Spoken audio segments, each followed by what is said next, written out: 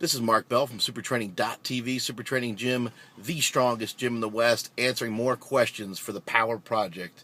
This one comes from YouTube, from Melon Vegan, and he had a question that I kind of got cut off on. I did a thing on recovery, and I went over the allotted time for YouTube, and so therefore my recovery technique one has a lot of great information in it, but it got cut off at one point.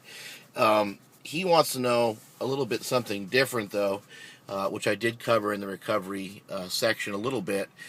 He's talking about training with muscle soreness and training with DOMS, Delayed Onset Muscle Soreness, which is the greatest acronym of all time. DOMS, I love that. Training with DOMS, like you're training with somebody almost. It's like a guy.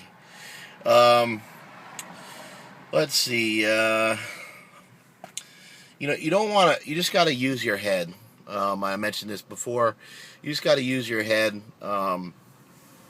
If you're going into a workout and let's say your chest is real sore and you're supposed to do upper body work, well, there's a lot of things you can do to work your upper body. There's a lot of things you can do to improve your overhead press, to improve your bench press, to improve your tricep strength, without actually working your chest or without actually working. Even like in the overhead press, without even working the shoulders. There's a lot of things that you can do to improve your overhead press without actually overhead pressing. So if your shoulders are real sore, there's a lot of tricep movements that you can do. If your chest is real sore, a lot of triceps, back, and shoulder movements that you can do to avoid causing further damage. You got to realize that muscle soreness in a way is damage. Basically, it's a damaged muscle, and you have to be somewhat cautious with it. If you're going to a workout and the chest is real sore, and you want to continue to focus on the upper body, then overhead pressing would be good. Sled work is always good. Dragging the sled forwards and backwards, doing a row or doing a bench press with the sled. You need 2 straps for that usually, so you can do it properly. There's a lot of video out there of people doing various movements with the sled. That's the kind of work you're going to want to go in and do. And instead of maybe just bench pressing all the time and trying to go so heavy, maybe your focus is somewhere else. Maybe you try to do maybe you try to do 100 reps with a certain amount of weight on a bar or something like that. Just try to get some blood flow in there.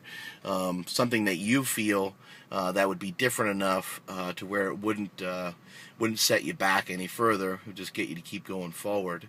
Kind of looks like my head's floating right now with this sunlight right here. Maybe I can get a tan right here. Get like a double chin tan. That'd be nice. Let's see. And he says something else here. Normal training, blah, blah, blah.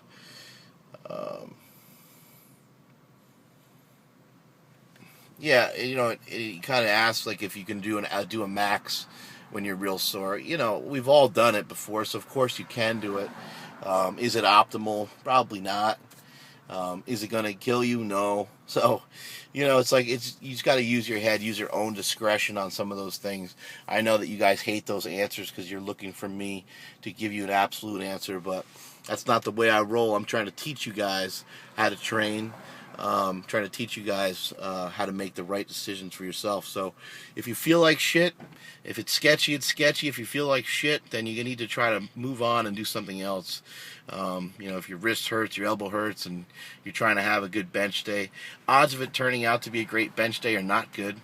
So, switch the exercise up, switch up your original plan a little bit.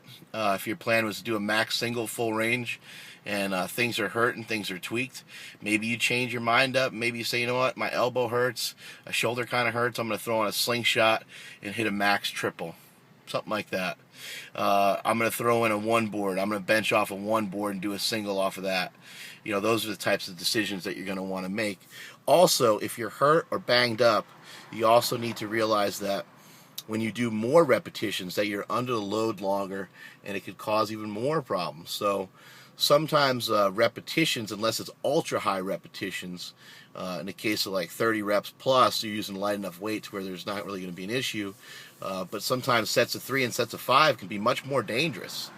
Ask people that have gotten hurt before, and a lot of times they've got hurt on second, third, or fourth rep, even sometimes just in a little warm-up. But something becomes slightly off in the warm-up, something becomes slightly off after rep number 1, and then rep number 2 and rep number 3 are even worse, and then they get hurt on rep number 4, and so on.